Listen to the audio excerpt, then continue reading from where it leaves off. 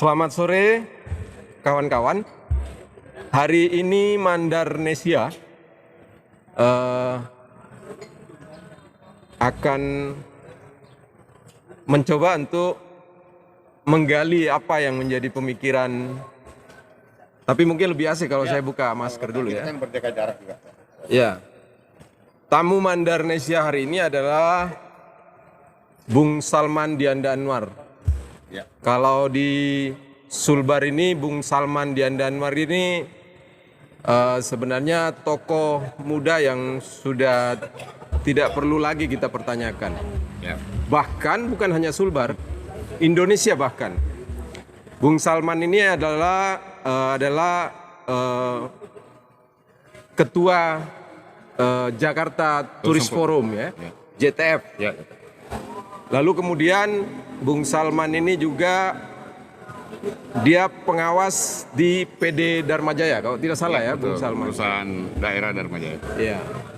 Nah, hari ini kebetulan beliau punya kesempatan hadir bersama kita di Sulbar karena kebetulan Bung Salman lagi menghadiri satu acara di pelantikan PISPI ya, Sulbar. Lalu kemudian ada acara bincang-bincang rapat kerja Kagama. Kebetulan Bung Salman ini juga adalah Pengda Sulbar Kagama. Ya, ketua. Baik Bung Salman, Yap. kita memulai dari mana ini? Soalnya ini isunya Sulbar ini sekarang banyak sekali nih isu.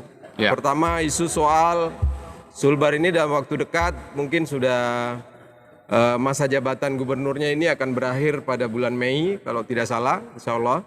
Lalu kemudian Sulbar ini dalam waktu dekat akan bertetangga dengan IKN. IKN.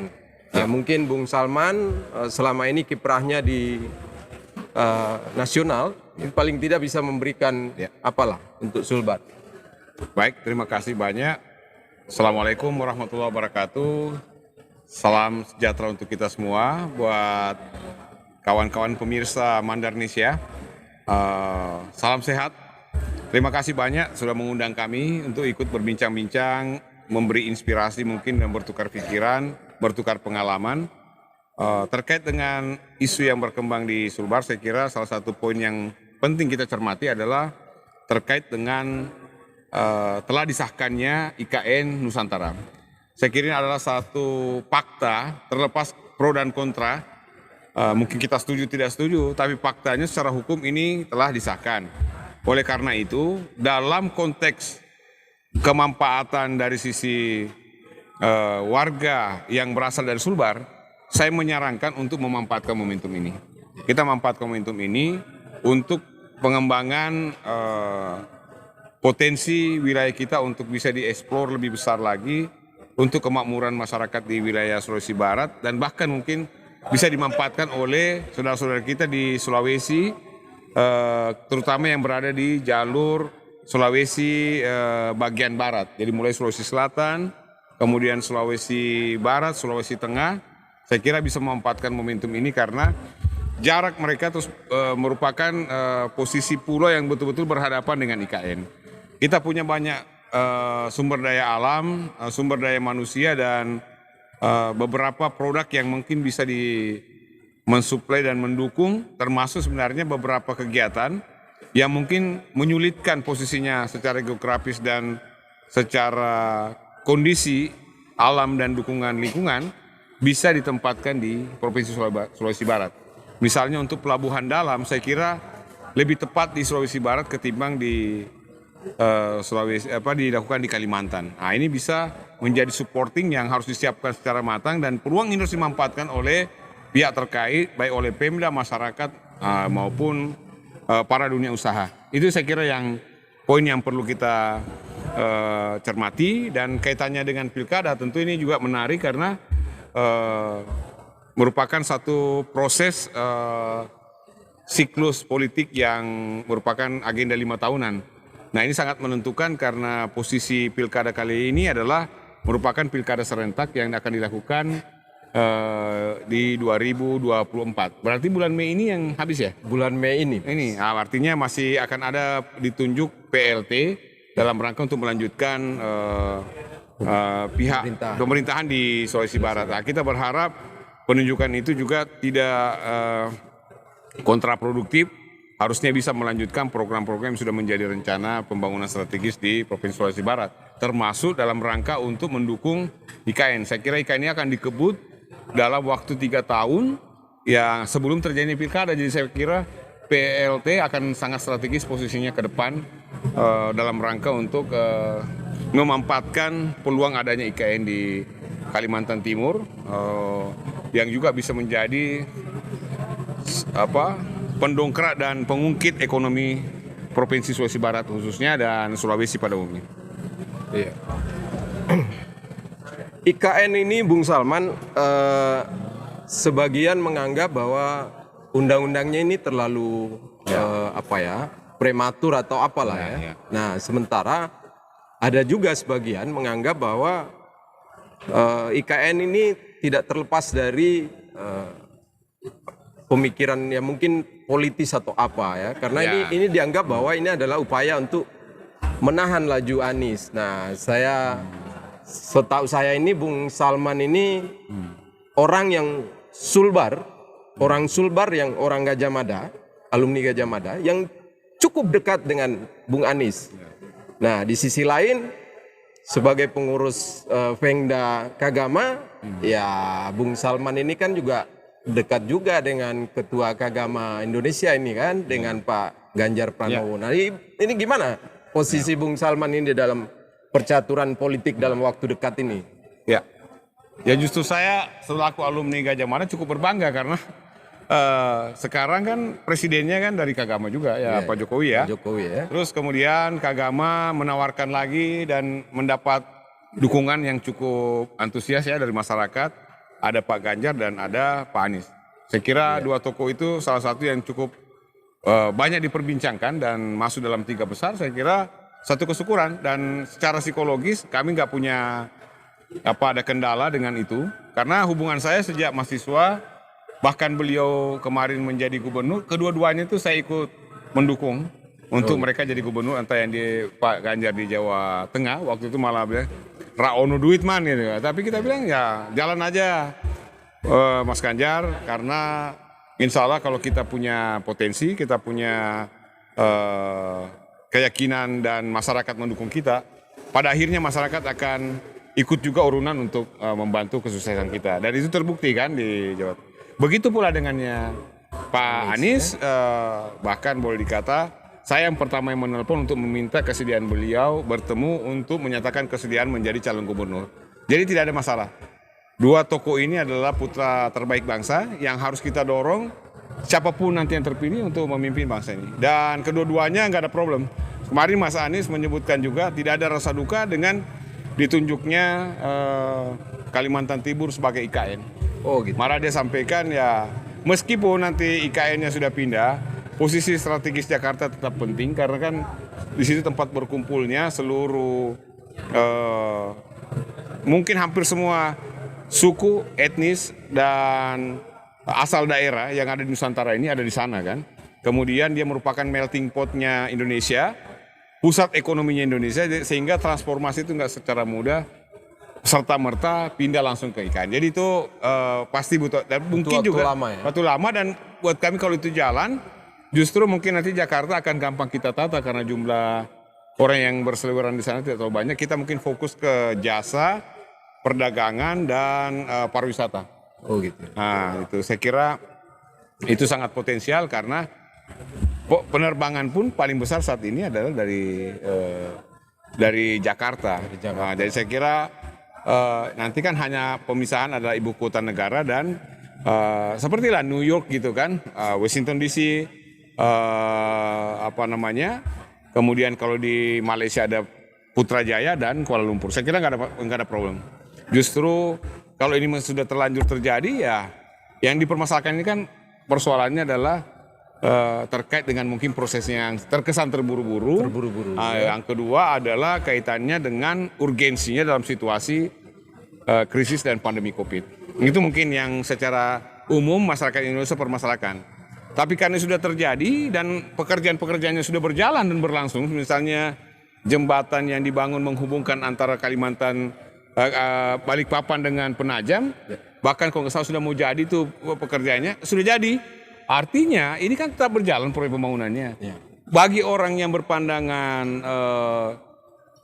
peluang ini adalah kesempatan, ya kita gunakan untuk justru memanfaatkan kesempatan ini dalam konteks kedaerahannya. Saya bicara ini dalam konteks saya sebagai putra Sulbar, putra Sulawesi, harus memanfaatkan potensi. Itu kira-kira.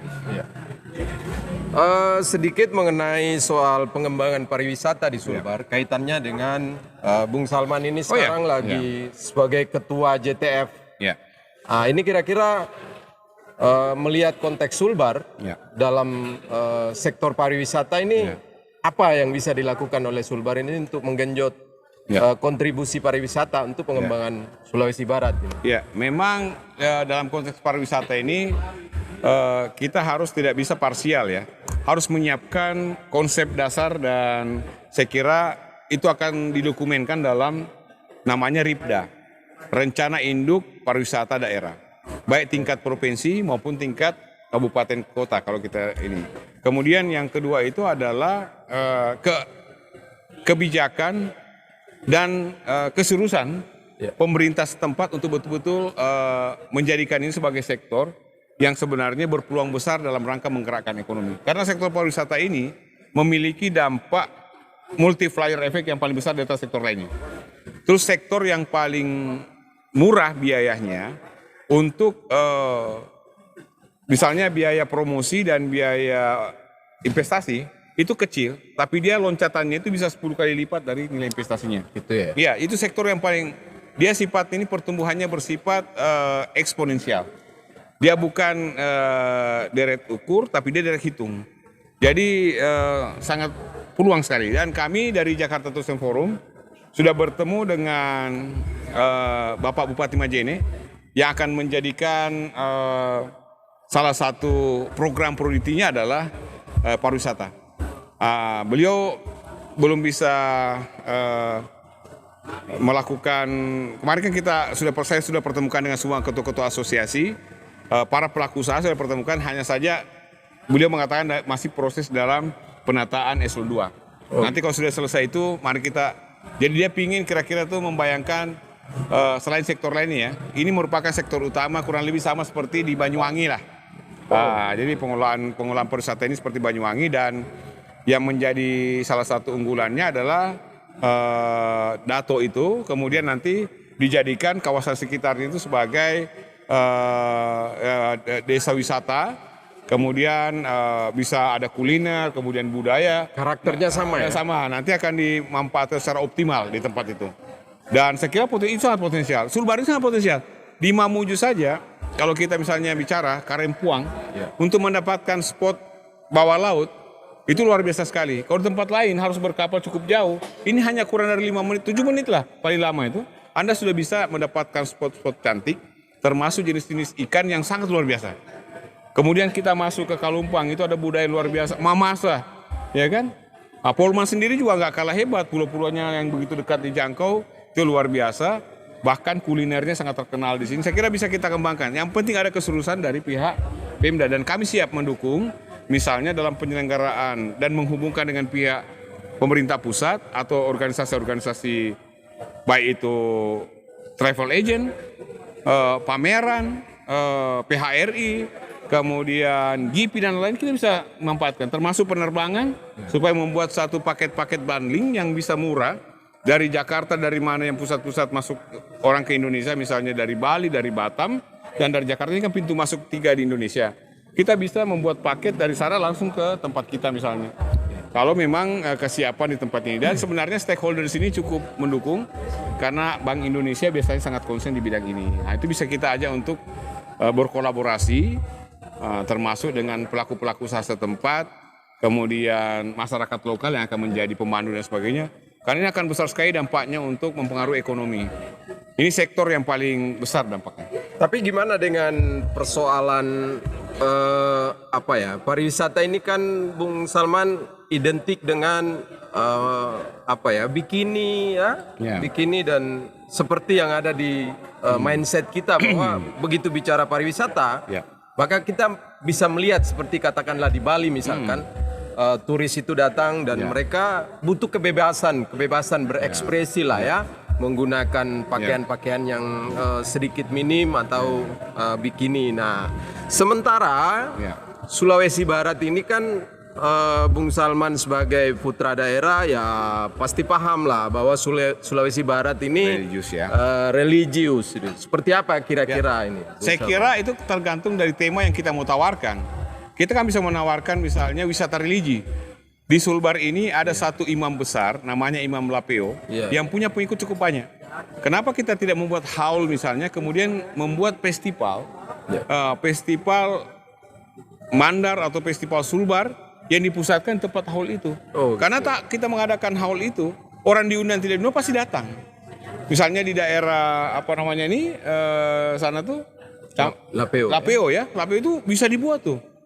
Jadi ini merupakan event besarnya Polman misalnya bekerja sama dengan Pemprov Sulbar membuat haul itu. Ini orang tanpa diundang dengan uang sendiri mengajak, karena ini masalah keyakinan misalnya kan. Nah, dia datang. Itu kan luar biasa. Program ini kita ada juga di Jakarta yang mungkin Masjid Luar Batang, terus makam-makam di situ itu banyak dikunjungin. Nah, sekarang lagi ditata oleh Pak Gubernur. Misalnya juga di Kalimantan Selatan itu lakukan. Jadi ini konsep yang bisa kita tawarkan. Nah, kalau konsep pantai tadi ya bisa kita misalnya di daerah mana memasak kan mungkin masih lebih pas. Bisa jadi saya kira kembali kepada karakteristik masyarakat setempat, kekayaan alam yang kita punyai, kultural dan segala bentuk-bentuk kebudayaan yang kita punya yang bisa kita tawarkan. Saya kira nggak kalah lah Sulbar ini. Saya pernah katakan waktu saya keluar negeri, ketika saya berkunjung, dibawa ke salah satu tempat reklamasi di Hong Kong itu. Dia pergi ini luar biasa. Karena saya bilang ini di kampung saya nggak seberapa, ini secuil. Kampung saya kalau Anda berangkat dari Polman sampai ke Mamuju sebelum masuk ke Tapalang, itu semua pemandangannya luar biasa. Anda cukup bawa tikar, bawa makanan, Anda duduk, Anda seperti sultan. Anda duduk situ nggak ada yang gangguin. Anda sudah bilang ini tanah saya semua. Nikmatilah itu kira-kira. Itu bisa. Karena tidak ada yang gangguin kita. Itu kan tempatnya kan pantai semua itu. Dan itu cantik sekali. Dia hanya secuil 2 kilo yang mungkin pasirnya pun diambil dari Vietnam, dari mana, untuk reklamasi. Kalau kita ini kekayaan alam yang diberikan luar biasa. Belum kekayaan lautnya. Belum kulinernya. Jadi luar biasa. Hanya kita ini belum mampu mengemasnya sehingga menarik. Saya waktu menghadiri pernikahannya anaknya Pak Gubernur di Mamuju, saya hampir terlambat gara-gara menikmati itu Pulau Karampuang. Saya snorkeling terus gitu. Padahal pestanya Andi Ian dan tapi tidak ditemani cewek ya waktu itu. Oh enggak, belum. Kalau itu kan bisa kita ngundang misalnya Chandra Winata, Luna Maya, itu akan kita suruh vlog, bukan untuk apa-apa ya, untuk memvlogkan supaya viral kan. Nah ini kan kadang-kadang potensi wisata itu karena tidak mampu kita memanfaatkan saluran-saluran promosi yang tepat dengan harga yang murah, akhirnya nggak dikenal orang. Saya kira kita bisa contoh Yogyakarta dalam pengelolaan potensi-potensi pariwisata yang sangat sebenarnya sangat sederhana, tapi dengan kreativitas dan inovasi, kemudian dengan medsos itu sangat viral, kemudian dihadir banyak orang. Seperti misalnya terjadi di Breksi dan Dlingo ya, sepanjang sana itu. Kalau nggak salah ada 15 titik tempat itu sekarang. Dan dipimpin oleh seorang presiden ya. Seorang presiden seperti orang saya ini yang merantau, dia pulang hanya khusus untuk memimpin masyarakatnya agar mengelola kawasan ini. Jadi di sana bukan investor yang mengelola. Yang mengelola adalah masyarakat. Masyarakat membeli jeep, diberikan tempat fasilitas publik seperti toilet, kemudian ada tempat parkir, dikelola oleh masyarakat. Jadi ini pengembangan potensi destinasi pariwisata yang berbasis masyarakat. Mereka kalau mengangkut setiap warga hanya boleh punya satu jeep misalnya. Jadi ini luar biasa. Nah, si presidennya itu adalah seorang pengusaha di bidang kreatif. Dia punya showroom mebeler yang ada di kalau nggak salah 5 kota, di Bali, di Surabaya dan sebagainya, sampai ekspor segala. Tapi usahanya itu nggak ditutup. Dia hanya pulang untuk membantu daerahnya berkoordinasi itu. Saya dikenalkan oleh partai, kebetulan juga dia seorang salah satu ekonom kreatifnya Jogja. Saya dikenalkan sama dia. Ini presidennya di Dlingo. Jadi untuk menyusuri tempat-tempat wisata di sana, itu adalah pengelolaan di bawah pengelolaan masyarakat. Sehingga betul-betul dampak dari keberadaan tempat itu betul-betul dirasakan oleh masyarakat. Pemerintah hanya membantu membangun sarana-sarana publik dan pasum-pasosnya. Ini saya kira perlu menjadi contoh.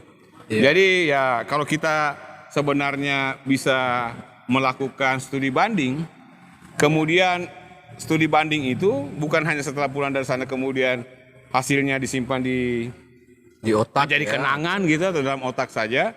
Atau Tapi mungkin malah sama sekali nggak, bisa diaplikasikan, harus diaplikasikan dan disesuaikan dengan kondisi di tempat kita. Karena kayak Banyuwangi itu yang ada adalah dinas pendidikan, dinas pariwisata tapi bidang pendidikan, dinas pariwisata bidang kesehatan. Ini luar biasa, betul-betul itu pariwisata sebagai arus utama pembangunan mereka. Dan seandainya nggak COVID, saya kira pertumbuhan pariwisata di Banyuwangi sangat luar biasa. Kemarin kami dibawa oleh Bank Indonesia untuk melakukan studi banding ke sana. Mungkin itu. Iya, saya lihat Bung Salman ini kalau bicara soal pariwisata, pengembangan pariwisata DKI, wah luar biasa sekali. Dan setelah saya amati itu di Facebook, Bung Salman lebih banyak berfoto dengan wanita-wanita. Nah, mungkin ini bagian dari strategi marketing promosi ya pariwisata dan ya. Nah, saya sudah paham lah kalau soal umpama Bung Salman ini kan sejak dulu ya orangnya humble ya.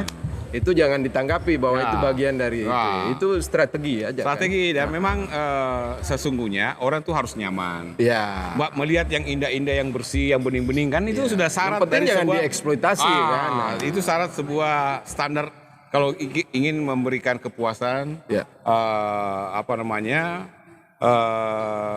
kepuasan bagi wisatawan yang berkunjung ke tempat kita. Nah, oleh karena itu ikonnya kita di tempat kita itu ada duta budaya dan duta promosi terkait dengan investasi dan lain-lain di DKI Jakarta. Ya namanya Abang dan None. Jadi itu mereka memang punya kompetensi. Kalau di Sulbar ini akan ada Tomalolo itu bisa dioptimalkan sebenarnya, bisa dioptimalkan. Jadi saya kira di Jakarta kita syukur alhamdulillah ya sebelum COVID yang lalu belum pernah terkalahkan jumlah kunjungan paling populer di Indonesia itu Bali. Gitu. Tapi ketika kita dari JTF lahir sejak 2017 akhir, kemudian formalitasnya 2018, syukur alhamdulillah di 2019 Jakarta merupakan salah satu kota terfavorit untuk grafiknya meningkat untuk kunjungan akhir tahun waktu itu. Jadi penyelenggaraan kegiatan tutup tahun berdasarkan TripAdvisor itu dikeluarkan dan Agoda mengeluarkan rilisnya bahwa destinasi paling favorit untuk menikmati akhir tahun itu Jakarta. Sayang saja pada 2020 terjadi pandemi COVID, ya mungkin banyak juga hikmahnya yang kita bisa rasakan dan kita evaluasi untuk ke depan. Tapi yang jelas beberapa rencana kita, misalnya 10 pengunjung pariwisata terbesar di Jakarta, kita sudah petakan untuk kita optimalkan. Kan Jakarta kan pada saat ini mungkin sekitar 4 juta ya. Harusnya kita bisa kurang lebih sama dengan Bali. Bali itu 6 juta. 6 jutaan. Nah, sementara kan penerbangan cukup banyak Jakarta. Nah sekarang Pak Gubernur lagi menata semua itu. Yang kita harapkan nanti kalau ada orang yang melakukan perjalanan, misalnya dia 12 jam melakukan transit, 24 jam melakukan transit, kita sudah punya paket-paketnya kemana orang ini akan pergi. Bahkan kami sudah kerjasama dengan Sarina, nanti akan menjadi center point-nya Jakarta untuk menikmati, untuk semua umur, menikmati situasi Jakarta, termasuk menikmati hiburan dan kuliner, serta berbelanja untuk souvenir dan oleh-oleh di Jakarta. Ini kan nanti akan dirilis Februari ini, akan diresmikan Sarina Wajah Baru. Ada beberapa ikon-ikon yang luar biasa di sana, seperti misalnya patung-patung Soekarno yang sempat ditutup zaman Orde Baru itu akan dibuka semua nantinya. Buka termasuk terowongan yang sebenarnya direncanakan dipakai oleh peserta konferensi Asia Afrika waktu itu, yang tidak sempat ini kemudian begitu selesai mungkin ditutup, yang harusnya dulu dari Hotel Indonesia sampai ke Sarina. Nanti pokoknya bisa dilihat lah wajah baru Sarina, termasuk pedestrian Jakarta. Kemudian JIS nanti ini akan menjadi bukan hanya tempat ajang untuk olahraga, tapi nanti untuk pementasan musik, kemudian acara-acara sosial, pengajian itu bisa dilakukan di sana. karena semuanya teknologinya itu merupakan satu dari 10 stadion termegah di dunia. Berarti pemindahan ibu kota negara ini akan menjadi peluang tersendiri ya bagi pengembangan pariwisata ya. Ya, kalau bagi ya, kita bisa kita manfaatkan untuk itu karena kenapa? Nanti kan tidak terlalu sibuk. Nanti penataan transportasi publik terintegrasi. Anda dari ujung ke ujung cukup menggunakan satu single ticket. Mau masuk ke destinasi, mau menggunakan transportasi apa, cukup satu kali bayar, udah bisa lakukan kemana. Jadi agak sangat mudah sekali. Dan banyak destinasi-destinasi baru dan kekinian yang mungkin perlu dijajal di sana. Mungkin kalau Anda sudah kira-kira 3 tahun, 4 tahun yang lalu nggak ke Jakarta, pasti banyak sesuatu yang baru yang Anda kaget kalau datang ke sana. Ada banyak sebenarnya. Nanti kalau masih kurang kaget, nanti bisa komunikasi dengan kami. Jakarta Tourism Forum punya banyak pasukan yang bisa membantu, mengarahkan dan mengantar Anda. Termasuk tadi yang cewek-cewek dan cowok-cowok ganteng itu bisa kita gerakkan. Nah, ini sekarang saya mau ke soal politik ini, Bung Salman. Saya tahu ini Bung Salman ini juga adalah salah satu arsitek ya di mana-mana event politik itu ya cukup kental lah Bung Salman ini. Saya tahu persis. Pernah saya membaca salah satu majalah Tempo bagaimana Bung Salman ini mendesain pertemuan antara seorang calon gubernur dengan tokoh masyarakat ya di Sulawesi Selatan, Pak JK ya dan Pak Aksa ya. Nah, saya tahu Bung Salman ini sebagai arsiteknya dari pertemuan itu. Nah, dalam waktu tidak lama lagi Sulawesi Barat, Polman dan beberapa kabupaten di Sulbar ini akan juga ikut dalam rotasi kepemimpinan ya dengan event politik ini. Kira-kira seperti apa harapan Bung Salman ini dalam rangka menyambut IKN ini yang sudah mendekati ke Sulawesi Barat? Ya, secara prinsip ya kita berharap bahwa sirkulasi kepemimpinan, suksesi kepemimpinan atau proses kepemimpinan untuk agenda rutin 5 tahunan bisa dilaksanakan dengan baik dan lancar, akan menampilkan calon-calon yang berkualitas, punya visi jauh ke depan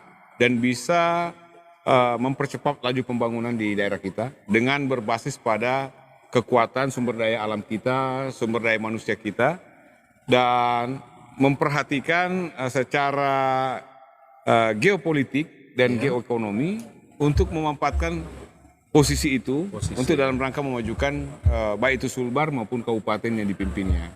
Dan saya berharap banyak tokoh-tokoh yang mungkin bisa tampil dan menawarkan diri untuk atau paling tidak bisa kita pilih untuk menjadi pemimpin di masing-masing level tadi, apakah itu kabupaten maupun tingkat provinsi. Intinya bagi kami adalah pembangunan, kemudian pemberdayaan dan isu-isu terkait dengan keadilan sosial, ya, isu-isu yang terkait dengan kesetaraan, yang terkait dengan inklusif program ini bisa diterapkan di Sulbar juga. Sehingga kita menjadi provinsi atau kabupaten yang maju karena kita merupakan provinsi ke-33 bukan berarti kita terbelakang. Harusnya kita bisa meloncat karena memanfaatkan jejaring yang kita punya. Bahkan sebenarnya Polman ini salah satu, kalau kita bayangkan di masa-masa lalu, Polman ini sempat menempatkan warganya atau kader-kader terbaiknya kalau nggak salah 6 apa 7 bupati di Sulawesi Selatan. Yang ketika itu secara politik dari 4 etnis subetnis yang ada di Sulawesi Selatan waktu itu, yang ke waktu kita bergabung juga lebih didominasi oleh suku Bugis ya. Tapi kita mampu waktu itu tentu pemilihan seleksinya cukup ketat karena zaman-zaman lalu itu menjadi bupati kan nggak gampang kan, harus ada kompetensi secara wawasan juga harus oke, minimal pendidikan ada, kemudian bahasa Inggris harus fasih dan sebagainya. Itu kita mampu menempatkan 7 putra terbaik kita, kalau nggak salah di Pinrang, kemudian ada di Bantaeng, ya, kemudian Parepare, banyak lah. Jadi artinya orang Sulbar ini punya sumber daya yang kalau bahasa orang keren sekarang ini bukan kaleng-kaleng. Jadi jangan Anda katakan bahwa kita ini punya sumber daya manusia rendah, enggak. Kita ini sumber daya yang diperhitungkan di tingkat regional dan nasional. Jadi saya kira ya kan berapa menteri orang dari Sulbar. Kalau kita lihat cuma kampung seperti ini, kok bisa-bisanya jadi Pak Parwi Lopa, Pak Basri itu orang Mandar Pak. Bahkan di zaman Soekarno pun sudah ada yang namanya Mr. Hussein Puanglimboro. Iya, Jadi kita ini bukan, artinya Sulbar ini Bukan masyarakat kelas 3 ya, lah, ya. bukan. Dari sisi mungkin itu makanan yang diasupnya dan mungkin nilai-nilai yang dikembangkannya. Kita ini kan sama seperti Padang. Iya, iya. Di beberapa tempat surau-surau di musola, di masjid itu sering berdiskusi. Terus mendorong anak-anaknya untuk berpendidikan yang tinggi, terus merantau tinggal di orang yang hebat untuk supaya bisa terinspirasi dan ada ya mungkin paling tidak menurun lah. Ya. Bakat-bakat itu kepada dia untuk melanjutkan nanti dan mengembangkan dirinya.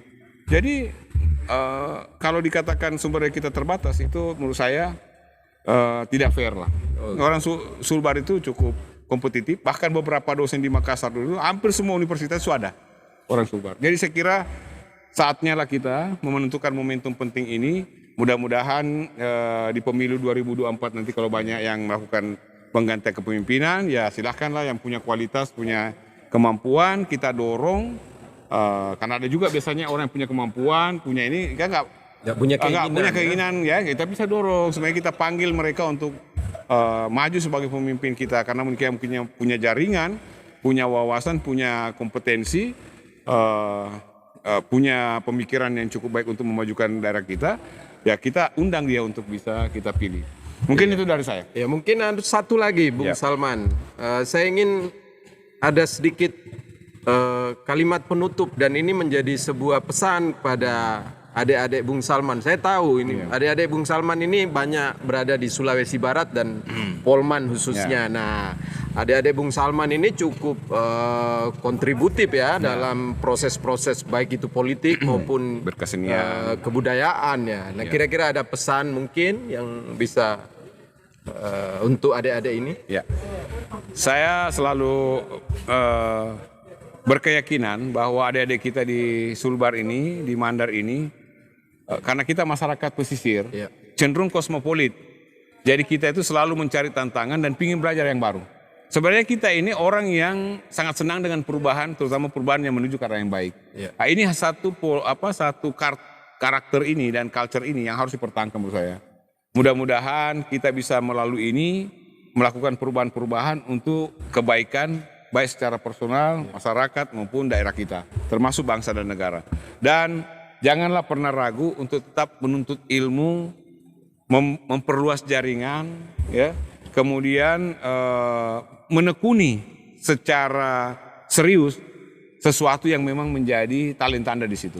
Entah itu di bidang kesenian, entah itu di politik, entah itu di bidang keilmuan dan lain-lain, tekunilah itu. Menyebar dalam kebaikan. Menyebar dalam kebaikan dan saya punya keyakinan kita punya jejaring di mana-mana, tidak terbatas hanya orang Sulbar. Kami yang sudah pernah di sekolah di Jawa, berada di ibu kota, mungkin teman-teman yang lain, itu bisa kita konekkan. Link and match-nya bisa, kemudian kolaborasi dan sinergi bisa kita manfaatkan. Saya kira itu pesan saya dan jangan pernah takut bermimpi. Anda bermimpi, misalnya anak petani sekalipun, bermimpilah Anda setinggi-tingginya. Mau jadi bupati, mau jadi gubernur, mau jadi presiden, bermimpilah Anda. Seperti kata-kata ada kawan kita yang dari Crazy Rich Tanjung Priuk, yang dulunya hanya seorang supir pribadi, dia bisa memiliki mobil mewah dan sangat kaya. Itu karena keyakinannya dan ketekunannya dan tentu dengan doa. Mengejar mimpinya. Mengejar mimpinya. Jadi makanya dalam program yang ada itu misalnya kelas inspirasi, kemudian programnya misalnya Pak Anies dalam rangka untuk Indonesia Mengajar, itu bukan menawarkan berapa gaji orang yang mau mengajar di daerah terpencil dan remote sensing. Bukan. Yang ditawarkan itu adalah mau nggak Anda menjadi kenangan bagi orang yang pernah Anda inspirasi, yang tidak pernah melupakan Anda seumur hidup. Itu kan intinya. Jadi bagaimana inspirasi itu yang menuntun kita untuk mencapai tujuan itu. Kalau kita ini melihat orang pintar. Saya kan dulu kenapa saya cukup ini? Karena saya melihat orang-orang di sana di Jogja itu, ini toko-toko yang saya kagumi. Ada waktu itu misalnya kayak Rizal, ada Nirman Ahad Mahasuka. Kan saya baru masuk nih. Wah, hebat juga ya kalau bisa. Jadi itu menginspirasi kita. Saya kira inilah mimpi-mimpi ini harus dibangun bagi anak-anak sehingga itu akan menuntunnya dia menuju kesuksesan. Bukan hanya dikasih pelajaran, tapi dia harus punya mimpi, Pak. Mimpi itulah yang akan menuntun dia. Bahwa dia harus belajar bahasa Inggris untuk mewujudkan mimpi itu dia pasti belajar. bahwa itu perlu ilmu matematika untuk itu, dia belajar. Saya kira itu yang perlu kita tebarkan di Sulawesi Barat kalau kita mau menjadi manusia unggul. Berikan mimpi-mimpi, bangun mimpi-mimpi anak-anak kita. Jangan dipatahkan. Baru dia mau bermimpi sudah dilarang kan. Nah itu kan artinya baru melakukan rencana dalam pikiran aja, dia sudah dibunuh gitu. Itu menurut saya jangan. Berilah dia kesempatan untuk bermimpi, berilah dia inspirasi sehingga itulah akan menuntun dia menuju kepresidenan. Itu kira-kira pandangan saya. Saya perlu berpuisi, saya perlu menyampaikan satu penutup dengan berpantun karena saya sekarang di Betawi kan. Waduh, ini ciri khas Betawi. Saya belum pernah melihat ini Bung Salman. Kita lama ini bersama ini di Jogja. Itu belum pernah saya melihat Bung Salman berpantun ini. Jangan-jangan sudah mulai jatuh cinta ini dengan para. Ya kalau orang di sana tuh mau dekati orang, mau ketemu orang berpengaruh, mungkin malah menggoda cewek harus bisa berpantun. Harus bisa berpantun ya. Kan? Jadi ini untuk adik-adik yang masih muda-muda, belum harus punya belajar, pasangan, harus belajar ya. Harus belajar berpantun. Harus belajar berpantun. Jalan-jalan ke Pasar Baru. Iya. Buah kecapi, buah kedondong.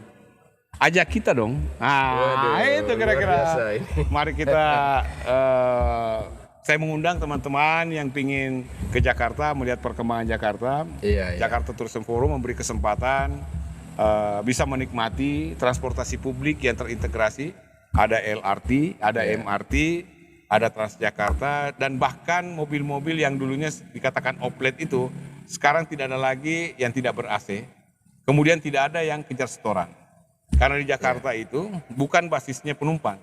Basisnya adalah trayek yang ditempuh. Jadi Anda punya penumpang, tidak punya penumpang, kalau sekian kilometer Anda sudah tempuh, pemerintah akan bayar Anda. Jadi tidak ada lagi itu balap-balapan untuk mencari penumpang. Nggak ada lagi sopir yang pokoknya Anda lewat, tidak ada penumpang, jalan. Anda lewat sehingga jalan. Nah, dan ini sudah coba diintegrasikan dari ujung. Sekarang ini tahap 3 dari Bundaran HI ke kota, MRT-nya lagi dikerjakan. LRT juga sebentar lagi juga beroperasi. Kalau Transjakarta akan terus ditambah jumlah trayeknya. Bahkan untuk pedestrian, jumlah kilometernya itu adalah 260 km. Pedestrian. Jadi jaraknya kira-kira itu kalau pedestriannya dihitung semua dari sini sampai Makassar. Mungkin lebih jauh lagi sedikit ya, Majene sampai Makassar. Mungkin itu, silakan. Oke. Terima kasih banyak. Terima kasih banyak Bung Salman. Ya semoga kita bisa ketemu lagi dengan Mandarnesia ya. Siap. Tapi dalam konteks yang berbeda mungkin. Bukan lagi bicara tentang pariwisata, tapi kita mungkin bicara tentang strategi bagaimana pariwisata. Karena di Sulbar ini, di Polman khususnya itu sudah ada VIPAP. Tapi kelihatannya VIPAP ini sudah mulai hilang lagi, nggak ada lagi kan. Nah mungkin nanti Bung Salman bisa memberikan ini ya. Bisa ada kegiatan-kegiatan yang kita munculkan lagi, misalnya olahraga ya, triathlon. Itu kan menarik karena kita punya pulau, kita punya laut. Orang naik sepeda dulu, berlari dan kemudian berenang ke pulau, misalnya kan. Atau kegiatan bersepeda di tempat-tempat tertentu. Itu yang mendatangkan banyak orang. Di Yogyakarta pernah diadakan untuk maraton, itu 15.000 orang hadir dan sebagian besar dari luar, tiket itu habis. 15.000 belum pernah saya mencari tiket dengan jaringan yang saya punya, saya nggak dapat tiket dan harus menunda ke 1 hari berikutnya. Bayangkan kalau 15.000 itu membawa uang datang ke Pulau Walimanda 1 juta aja kali sekian. Wah itu luar biasa perputaran ekonomi. Saya kira itu. Iya, oke Bung Salman, makasih banyak. Semoga penjelasan hari ini bisa menjadi virus kebaikan bagi pengembangan di khususnya pariwisata di Sulbar dan sosial ya. Insya Allah. Terima kasih Bung Salman. Terima kasih Bung Makmun Mustafa dan kawan-kawan pemirsa Mandarnesia dan pemimpin Mandarnesia yang sudah mengundang Wahyudi ya. Owner dia. Founder juga ya. Founder ya. Terima kasih banyak. Sukses selalu. Semoga menjadi alat pencerah buat terutama untuk masyarakat Sulbar dan kaum muda kita. Dan dari sini mungkin salah satu yang ditonton nanti bisa menjadi inspirasi dan kemudian dia bermimpi yang akan menuntunnya dia kepada keberhasilan. Minimal Mandarnesia ini menjadi tali tasbih ya. Mandarnesia itu sama seperti sudah standarnya kayak Wikipedia. Wikipedia kan bersifat lebih umum. Nah ini Mandarnesia, apa saja Anda cari tentang Mandar ada di tempat ini. Kira-kira itu. Terima kasih. Assalamualaikum warahmatullahi wabarakatuh. Waalaikumsalam warahmatullahi wabarakatuh.